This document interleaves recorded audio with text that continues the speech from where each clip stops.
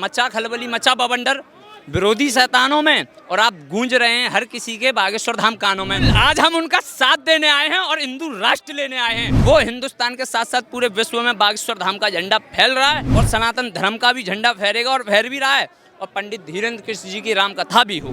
जो विरोध करे विरोधी का, उसका अंजाम बुरा होगा।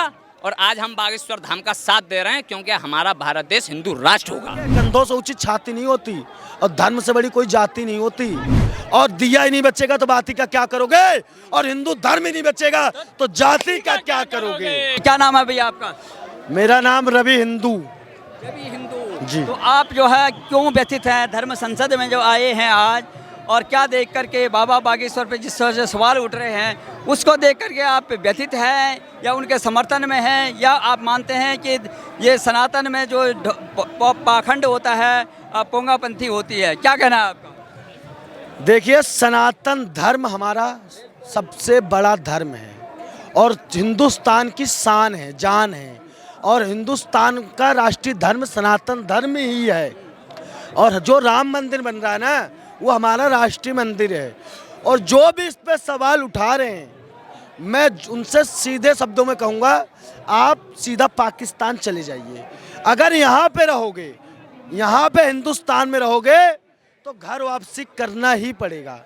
घर वापसी हम कराएंगे। हमारा लक्ष्य 2029 तक हर धर्म, हर जाति के लोगों की घर वापसी हिंदू राष्ट्र सनातन धर्म में कराएंगे। यही तो बात है। बाबा बागेश्वर जो आचार्य धीरेन्द्र शास्त्री हैं, उन्होंने जो है आदिवासी क्षेत्रों में अपना प्रवचन किया और उनके प्रवचन से प्रभावित होकर के 250-300 जो है सनातनी जो गलती से जो है धर्म परिवर्तन कर गए थे, वो घर वापसी हुई। उसके बाद जो श्याम मानव टाइप के लोगों ने एक संस्था बना करके उनको ये बात बताई कि ये लोग जो है लोगों को गुमराह कर रहे हैं। श्याम मानव एक दानव है।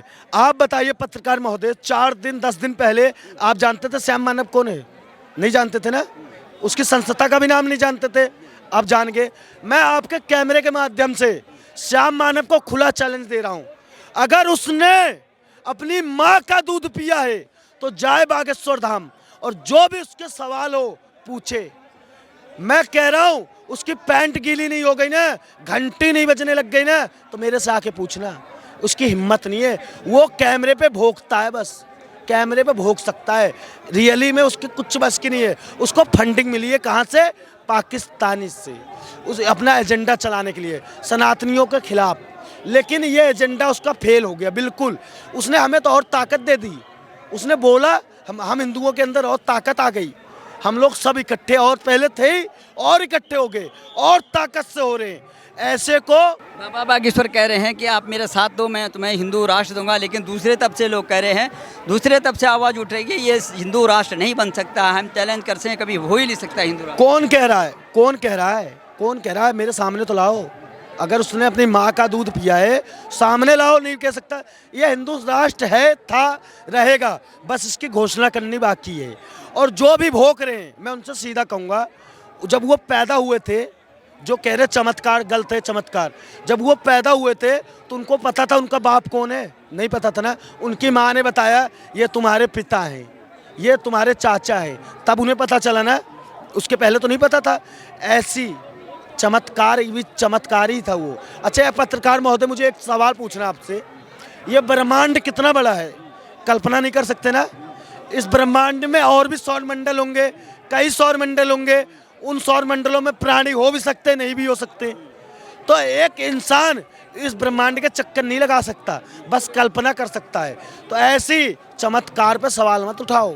चमत्कार इस दुनिया में होते हैं। अगर रामेश्वरम जाओगे, जो पुल बनाया था, राम सेतु है, आज भी दिखती है। वो भी क्या, वो भी झूठ है। उसमें भी सवाल उठाते हैं, राम के अस्तित्व में सवाल उठाते हैं। यहाँ ऐसे भी लोग हैं, तो उसको क्या कहेंगे? वो लोग सवाल उठा रहे हैं जिनको अपने बाप का नाम नहीं पता था। और मैं कहूँगा, या तो भाई सनातन धर्म में जुड़ जाओ प्यार से।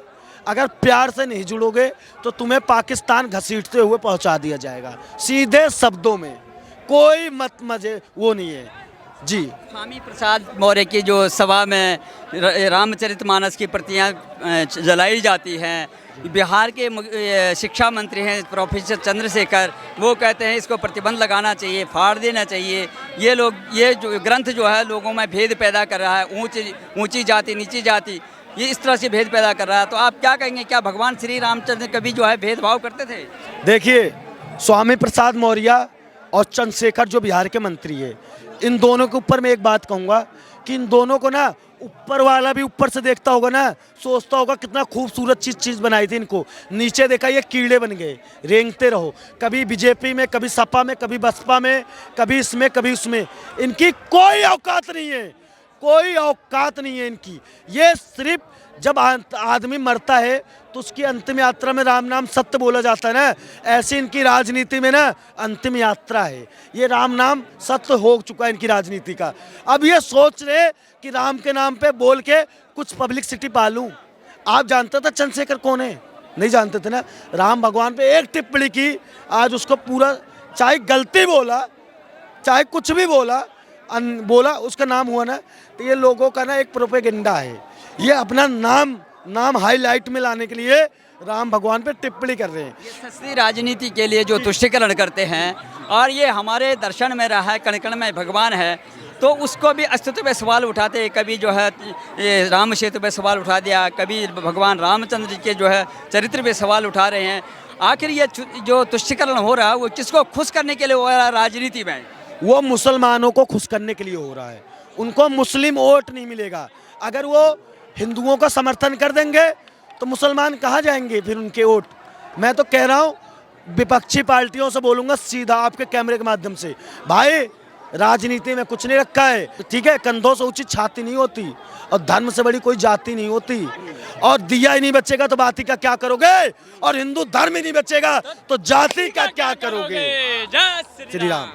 आइए आप भी आइए। तो जिस तरह बड़े भाई भी बोले, हाँ ठीक है, आप दोनों बोले, और जिस तरह से जो है सवाल उठते हैं, हमारे सनातन पे सवाल उठते हैं, अस्तित्व को मिटाने की बात होती है, राम सेतु के लिए प्रश्न उठते हैं, पुरुषोत्तम भगवान रामचंद्र जी के अस्तित्व पे सवाल उठते हैं, तो कौन लोग हैं, किस तरह की राजनीति कर रहे हैं, कौन सी तुष्टीकरण है? हम तो ये बोलना चाहते हैं कि जो भी वो लोग हैं जो राम पे उंगली उठाते हैं, या हमारी श्रीमद् भागवत श्री रामचरितमानस किसी पे भी उंगली उठाते हैं, वो एक बार पढ़ के देखे, जिससे अगर छोटे या बड़े का अक्षर का ज्ञान ना हो तो वो श्री गुरु चरण सरोज रज कैसे पढ़ पाएगा?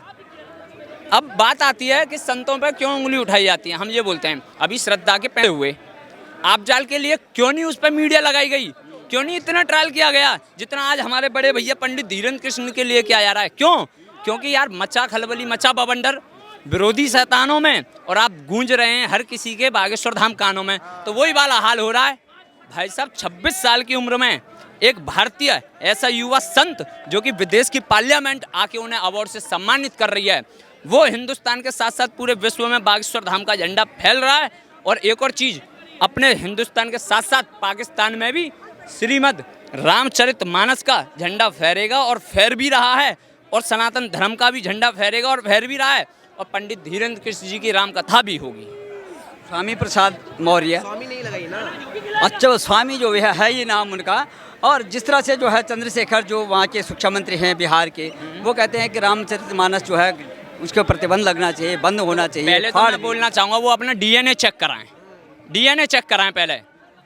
उनका डीएनए क्या निकलता है?